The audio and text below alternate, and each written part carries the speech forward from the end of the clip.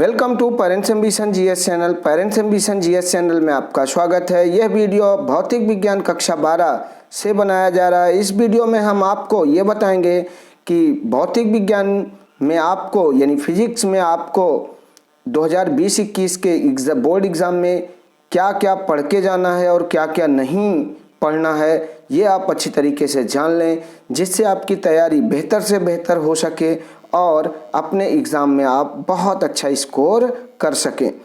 तो हमारी तरफ से आपको बेस्ट विशेज़ रहेंगी फॉर योर 2021 बोर्ड एग्ज़ाम।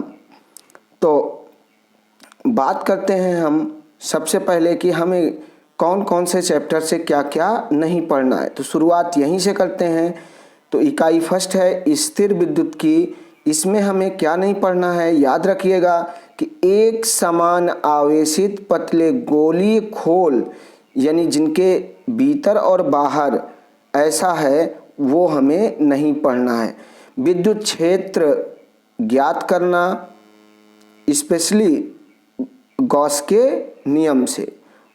के नियम से जो हमें विद्युत क्षेत्र ज्ञात करना है ये भी नहीं पढ़ना है। फिर दूसरे पार्ट में अगर हम बात करें क्या नहीं पढ़ना है, तो वो बात करें कार्बन प्रतिरोधकों के लिए वर्ण कोड और प्रतिरोधकों का श्रेणी तथा पार्श्व क्रम संयोजन, ये हमें नहीं पढ़ना।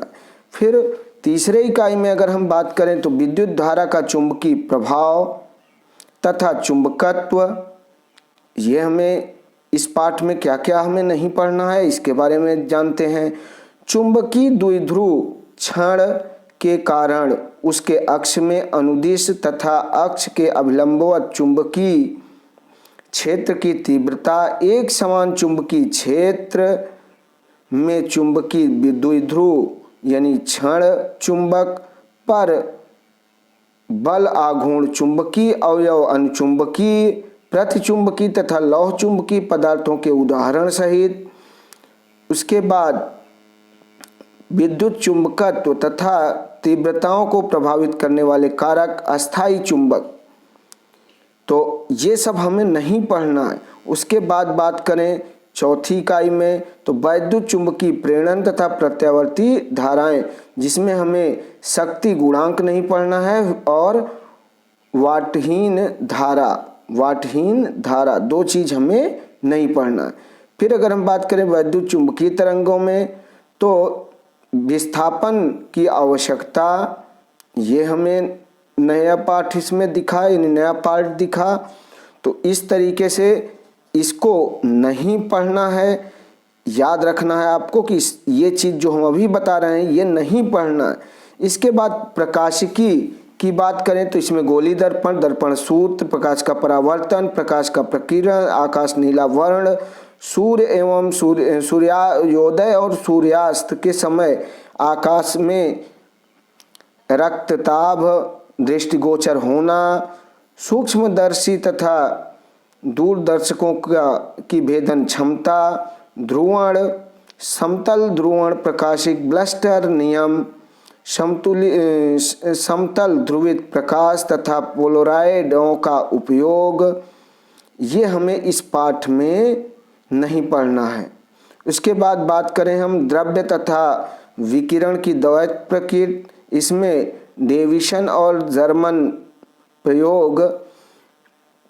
प्रायोगिक विपणन की दिशा, जो केवल निष्कर्षण की व्याख्या की जाए, केवल इतना ही नहीं पढ़ना है हमें। तो उसमें मुख्य रूप से परमाणु तथा नाभिक, रेडियो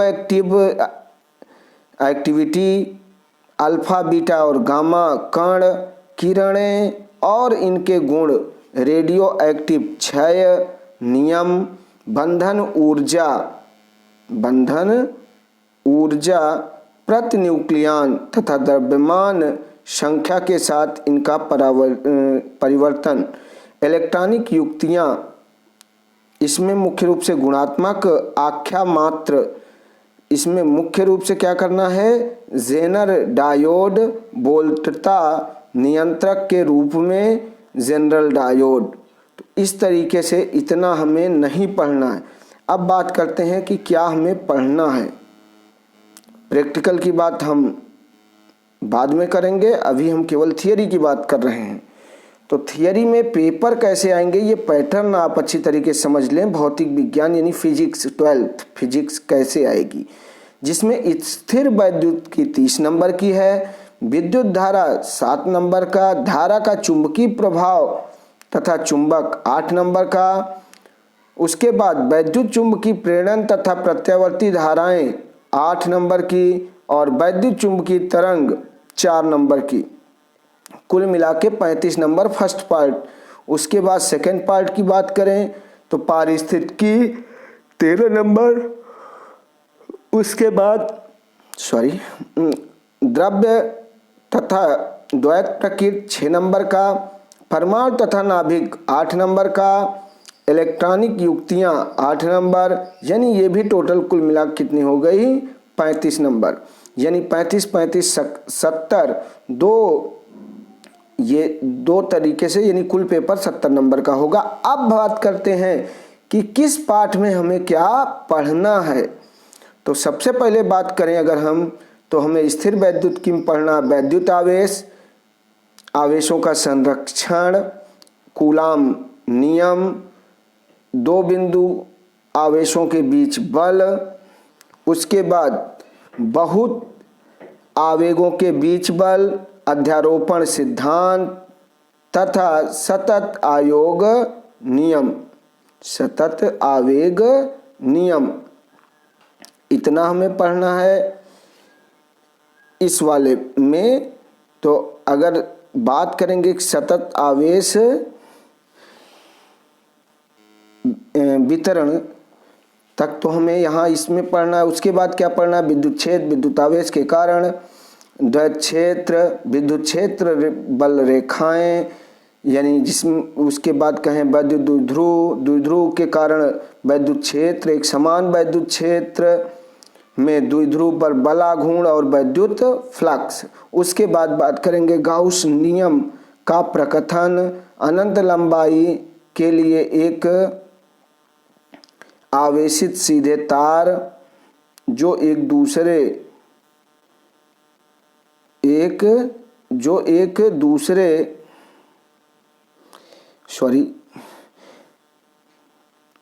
गॉस, फिर से यहाँ से हम बात कर लेते हैं कि गॉस नियम का प्रकथन अनंत लंबाई के समान आवेशों को सीधे एक तार से एक समान आवेश से अनंत समंदर तलतातर चादर दैत्य विभव विभवांतर किसी बिंदु के कारण विभव, वैद्युत द्विध्रुव आवेशों के निकाय के कारण वैद्युत विभव, समवेष्ट पृष्ठ जो भिन्न बिंदुओं आवेशों के निकाय तथा वैद्युत द्विध्रुव की स्थिरता, वैद्युत स्थिति ऊर्जा, चालक एवं वैद्युत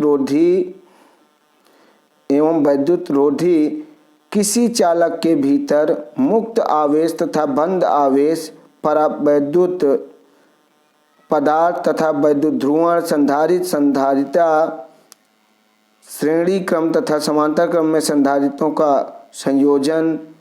उसके बाद पट्टिकाएं के बीच परावैद्युत माध्यम होने के ना होने पर किसी समांतर खटिका संधारित्र की धारिता, संधारित्र में संचय ऊर्जा।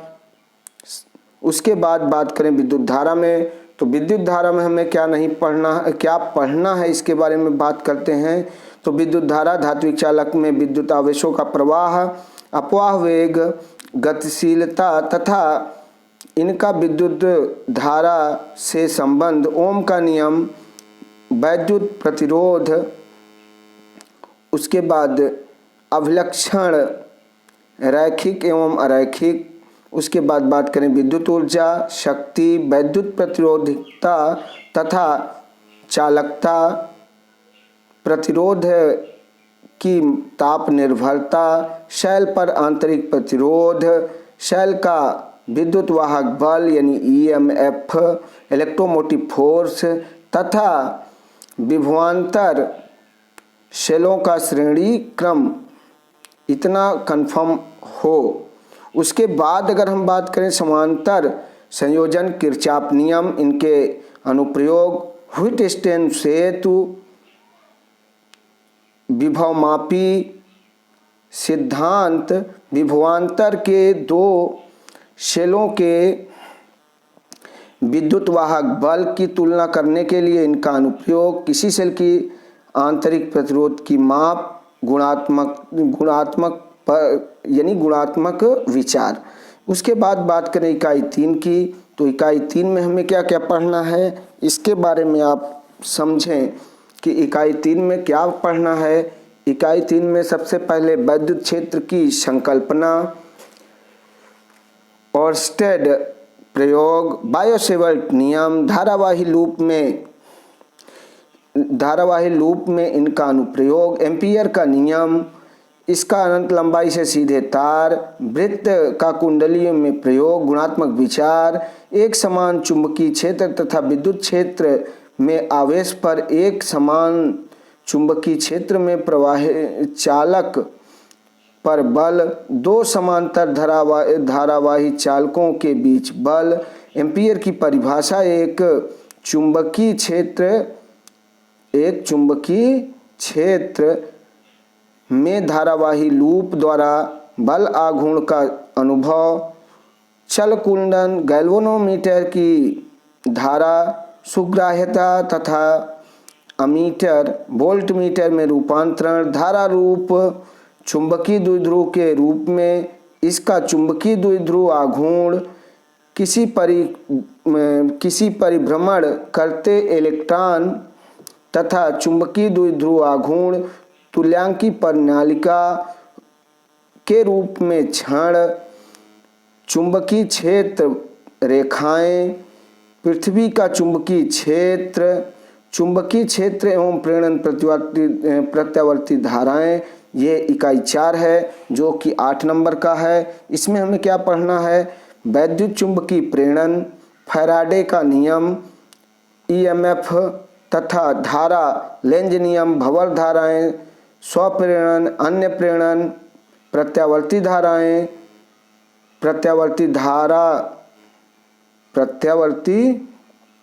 धारा, वोल्टता के शिखर, वर्ग मध्यमूला मान, प्रतिघात की प्रतिबद्धता, एलसी दोलन केवल गुणात्मक प्रतिलोम, श्रेणीबद्ध एलसीआर, निरपथ अनुवाद, एसी परिपथों में शक्ति और एसी ट्रांसफर और एसी जनित्र और एसी ट्रांसफार्मर, ये हमें पढ़ना है किसमें, वैद्युत में। और उसके बाद अगर हम बात करें वैद्युत चुंबकीय तरंगों वाले इकाई में, तो वैद्युत चुंबकीय तरंगों में हमें पढ़ना है वैद्युत चुंबकीय तरंगें तथा इनके अभिलक्षण, केवल गुणात्मक संकल्पना, वैद्युत चुंबकीय तरंगों के अनुप्रस्थ प्रकृति और वैद्युत चुंबकीय स्पेक्ट्रम, यानी बात करें रेडियो तरंगें, सूक्ष्म तरंगें, अवरक्त दृश्य, परावैगनी, एक्स किरणें, गामा किरणें, इनके उपयोग से विषय के में मौलिक तथ्यों सहित, ये हमें इस पाठ में पढ़ना है। फिर प्रकाशिकी में क्या पढ़ना है, आइए इसकी बात हम आपको करते हैं, यानी खंड खा में।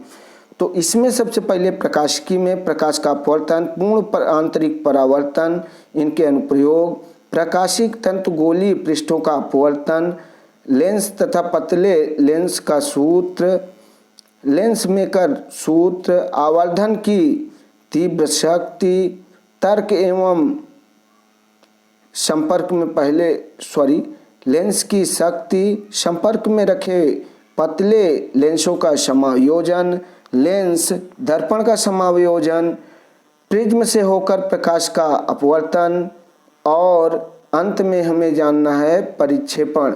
उसके बाद प्रकाशिक यंत्र, सबसे पहले प्राकृतिक यंत्र यानी मानव नेत्र, उसके बाद बात करें प्रतिबिंब का बनना, समंजन क्षमता, लेंसों द्वारा दृष्टि दोष का संशोधन, निकट दृष्टि दोष, दूर दृष्टि दोष, जरा दृष्टि दोष और अबिंदुकता, ये सभी दोष इसमें मौजूद रहेंगे।